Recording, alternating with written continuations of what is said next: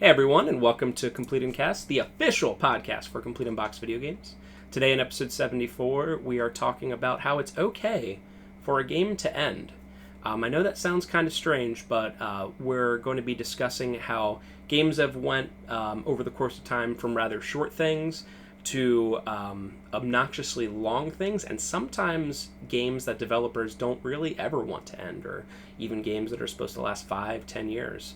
So you'll find all of the different subjects I'll be talking about briefly on here. As always, I write myself some, rough notes and everything, and we kind of go from there. So let's start with a history of games, just very briefly, and we're only talking about the saving and the length of games in general. So in the 8 and 16-bit era, obviously people only owned a few games. Everything else people rented. Due to the limited technology at the time, games were made exceedingly difficult, so you could not beat these games in one 3 to 5 day rental. You can see nowadays a lot of games like Ninja Gaiden or Mario Brothers 3. You can beat it in 30 minutes to an hour, sometimes even less, if you know exactly what you're doing and you have the skills. But due to the limitations back then, that's kind of what they did. Saving data used to not really exist. A lot of games would be high score based games, so it would be, play it for a couple minutes, you get your high score, and then you're good to go. Then you had either password saves or save batteries. I don't know what the official first save battery is, but the most famous by far is for Zelda 1.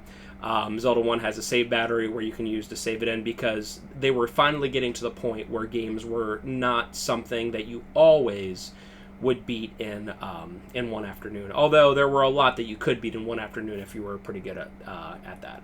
As games got longer or more involved in the PS1 or N64 era, memory cards started to be implemented. At this point, games were rarely meant to be beat in an afternoon, whereas in the Nintendo, Super Nintendo, that kind of era, games, it was like, 80% games you could beat in an afternoon, 20% games you could not.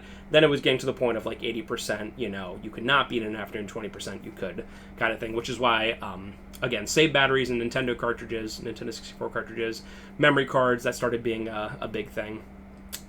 Generally at the time, and this is me being very, very general about this stuff, your average non-RPG game was generally maybe 5 to 15 hours, usually more towards the 5 to 10 hour range, while RPGs generally range from maybe 15 to 25 for the main quest, obviously more for side quest or completionist. Of course, whenever I talk about anything, there's always going to be some outliers. You'll find some Super Nintendo RPGs like Final Fantasy Mystic Quest, that's what I was thinking of, where it's relatively a short game, and then you can have stuff like Dragon Warrior 7 for the PS1, which is just ridiculously long anyway that you look about it. So as we were getting to the point where games in this era, up to the PS1 era, were getting longer and longer, then they instituted something that I really enjoy called New Game Plus. Although New Game Plus has existed in series since pretty much, Zelda 1, Ghosts and Goblins, when you could put Zelda in as the name and you would do the second quest. It was actually first coined by Chrono Trigger, a game that you were meant to beat and then start and go through again and get to many different endings. So that was obviously meant to be played multiple times. So New Game Plus was generally a way to play through the game again with either added perks, such as saving your levels and continuing through, or to explore new areas, such like Parasite Eve is a good example of that. You can beat the game the whole way through, then your second time through in the New Game Plus, you get to go through the Chrysler Building, which is a 100 level kind of like gauntlet of just enemies. And the standard New Game Plus, you could see it in games like Resident Evil 4, a lot of the Resident Evil games after 4 did that, where you would be able to continue on in a New Game Plus mentality. So, it always...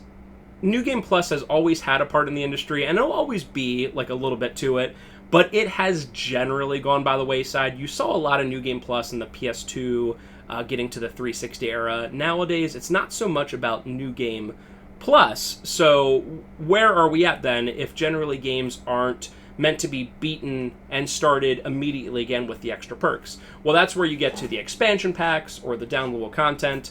That's the direction that things started heading in the past 10 years or so. So after you beat the game, generally 3 to 12 months later, you hope it's more like 3 months, but 12 months later, an expansion pack is released with more of everything. Story, gameplay, all that kind of stuff, for an additional price. In fact, Today, I'm putting this up. Tomorrow, Resident Evil 4 Remake Separate Ways comes out, which is going to be, it's only $10, which is nice, but it's an extra DLC of more gameplay. You play as Ada Wong.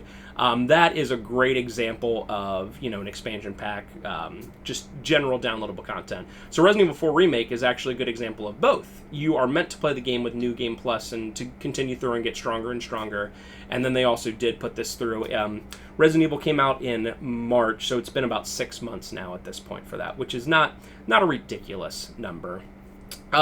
One thing I really want to step on, especially having dealt with the public, talked to a lot of people who play video games over the last 12 years or so, one of the trends I've really noticed ramping up over the last 10 years ago is people will ask, how long is the game? So if a game comes out and it's $60, $70, which obviously is no fun to pay that, I totally get it.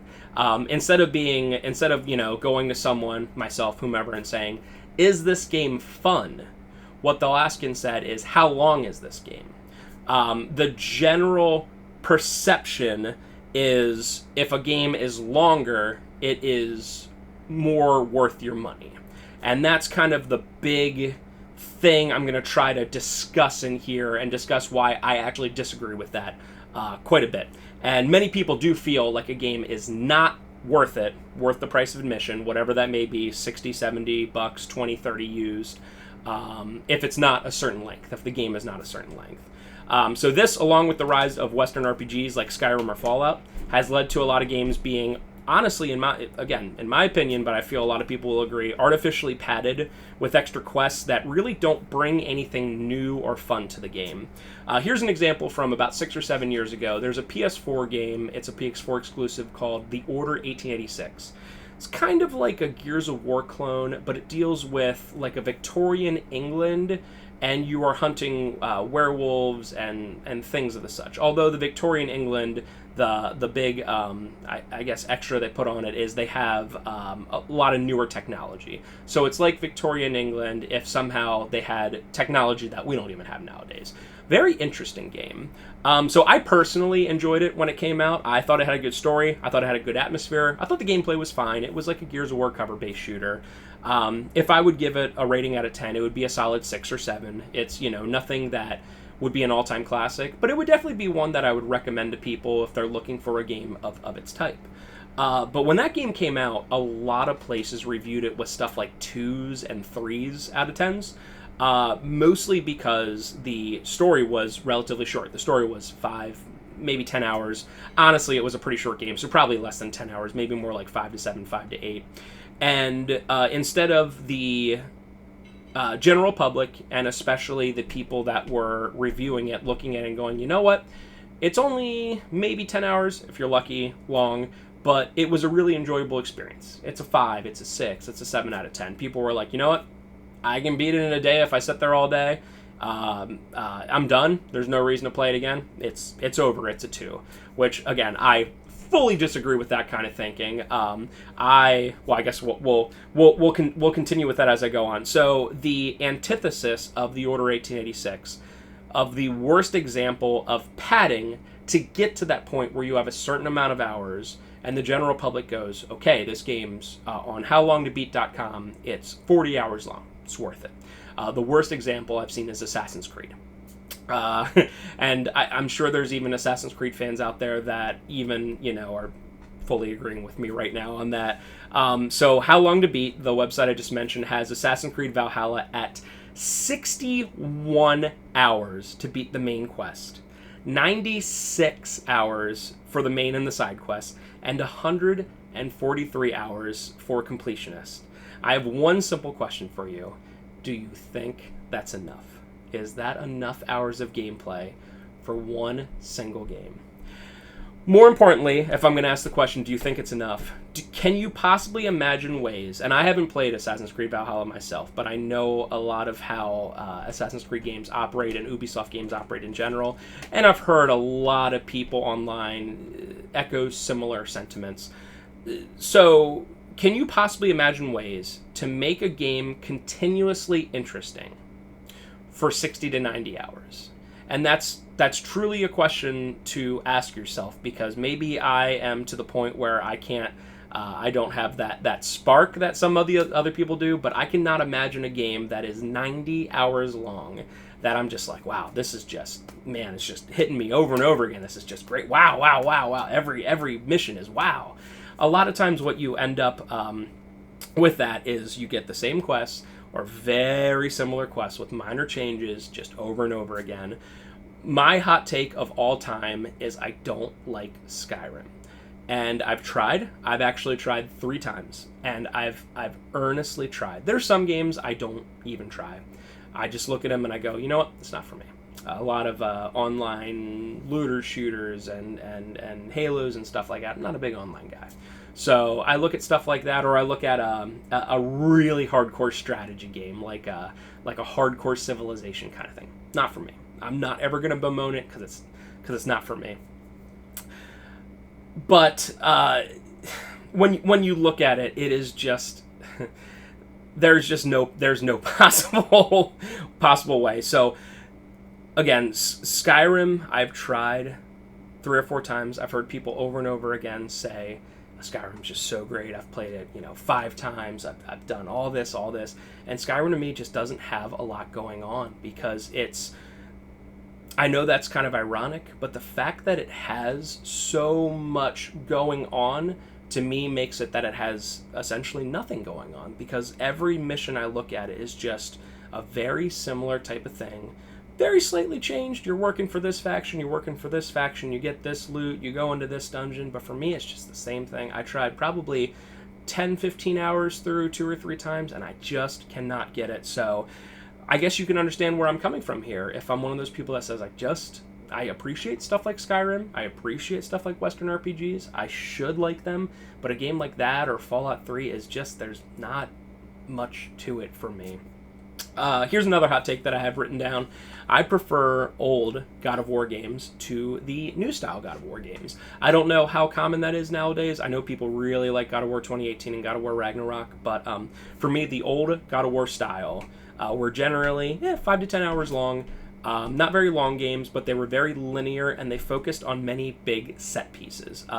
If you played a lot of the older ones, you can just instantly remember them, how a lot of the games started with these great big moments, everything going on. You're just outside of Olympus, and there's a million things going on in the background, and it's just extremely memorable. And it generally, while you're going through this linear story, it generally interlocks the story as well. So it has a good mixture of gameplay, story kind of thing. Generally, I find with more linear games, developers are able to keep the story beats hitting well. So as previously mentioned, you don't go too long in your action before you get to another story part where you learn a little bit more about Kratos, what's going on. In the new God of War, everything is obviously much more open world. I tried the original. I have not tried Ragnarok yet. I don't know if I will. There's technically lots more to do, tons of stuff to do, tons of places to go, but there can be very long periods of time, purposefully or otherwise, between story beats, making you feel the impact of the story less. So like, you do one story thing and then you see that there's 6 side quests you can do over here, and you go do them. And it might be 2, 3, 4 hours in-game time before you get back to a main thing and you continue the story. The beats there just don't hit as much, and I feel like that is my major complaint with open world games in general, is that the stories cannot, by definition, hit as hard as a linear game like a Last of Us or the original God of Wars. And if story isn't important to you, perfectly fine, totally understand. But for me, story of a video game is extremely important no matter what type of game it is. I want to see something going on there. Even more so, even going past the God of War, many online games are now multi-year long events. Sometimes as long as 5 to 10 years. When Halo Infinite came out, they said, this is our next 10 years of Halo. And so if everything went right, which we'll see, it's not doing the greatest right now, the next 10 years you're going to be playing Halo Infinite with these little extra expansion packs and downloads and stuff to do every day that they put out. That is what they want to see Halo be for quite some period of time.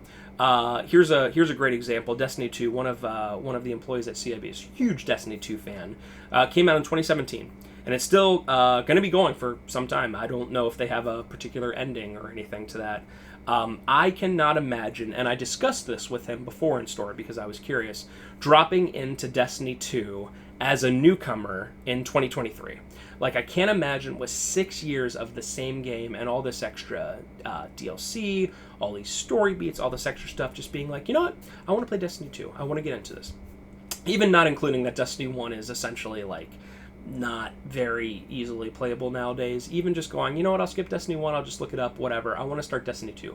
I cannot imagine doing that. Whereas if every 2 years or so, 2-3 years, they came out with another Destiny, like, full game, you could get into it. They do that with many, you know, you don't have to play Witcher 1 and 2 to play Witcher 3. That kind of stuff you can get past. Getting a game like Destiny 2 and getting into it 6 years later as it's going strong and coming out with 1 or 2 or 3 expansion packs a year, I firmly cannot imagine doing that. And he actually agreed with me. He said, right now, I could not see anyone starting into it. Maybe that'll change, but right now, I just cannot see it. So I'm sure it's more cost-effective for developers to keep adding more expansions to already existing games. But I personally would always prefer actually finishing a game at some point and moving on to the next experience. So this is my conclusion from just this brief video. I am definitely biased here, as I've mentioned several times during this, but I would always prefer a concise, well-told story in a game that lasts 5 to 10 hours, 15. You know, Last of Us 2 was much longer, but it still had, you know, the story beats and everything, although Last of Us 2, we can talk about that another time. I would rather have that than a bloated nothing burger of a game like Assassin's Creed Valhalla that lasts 60 hours. If a game is truly great, you will play it multiple times. Firmly believe that. And whether you're going to do it in a New Game Plus kind of way or just to play it again and experience again, Star Wars Knights of the Republic, you play it as light side, it's such a great game, but it does end, does have an ending, then you want to play it again as the dark side, you know, or neutral, or whatever you want. You may even end up playing the shorter games more hours than a bloated game like Assassin's Creed Valhalla. For instance, Resident Evil 4, the original and the remake. I've put so many hours into it from start to finish because I've just played it over and over again. New Game Plus, doing it harder difficulty, whatever the case may be. The fact that it's fun every single second of it. Yes, Resident Evil 4 is a very frustrating game depending on your difficulty, but it's super fun and it keeps bringing you back in. It's not a job to play Resident Evil 4. It doesn't feel like there's no fear of missing out. There's no you feel like oh well, I'm this far into it. Like say a Destiny 2, if you're playing it for 4 years and it's still coming out. Well, I already logged 4 years into Destiny 2. I might as well continue on it. And not to take any away from Destiny 2, because I know a lot of people like it, but, you know, even Assassin's Creed Valhalla, games like that. I'm 40 hours into Valhalla. I might as well finish it. Am I having fun? Maybe not. Something like a Resident Evil 4, it doesn't feel like a task to be done. It doesn't feel like a job. It's made just to be fun. And they got to the point where they realized, hey, this game's 8, 10, 12 hours long. That's it. That's the point where we stop, because people are they're going to sit back and they're go, wow, that was a great experience. I'm going to take a little bit of break, or I might immediately start again. Regardless of what happens, you're going to get a better experience, in my opinion, for that. So, like I said, this was just a really quick, wanted to discuss this. It's been on the back of my mind for a while, simply because I've had so many people ask, how long is this game? How long is this game? Is this game 15, 20, 30 hours? And I've had people, for games that aren't so long, not pick them up at the store, simply because they're only 5, 10 hours long. And I just kind of want to put my general opinion on this. I would love to hear if you agree or disagree. Let me know below. Let me know on the Facebook, whatever, on the YouTube, whatever kind of thing. I'm obviously very biased in this in the way I play it. Although I want to be clear, I have played some longer JRPGs and Western RPGs before, but I generally prefer the ones that you could actually just play through. So thank you very much for watching. I very much appreciate it. Let me know your comments below, and anything else you want to see us talk about, whether me or me with an expert in the future. So thank you again, guys. I appreciate it, and have a great day.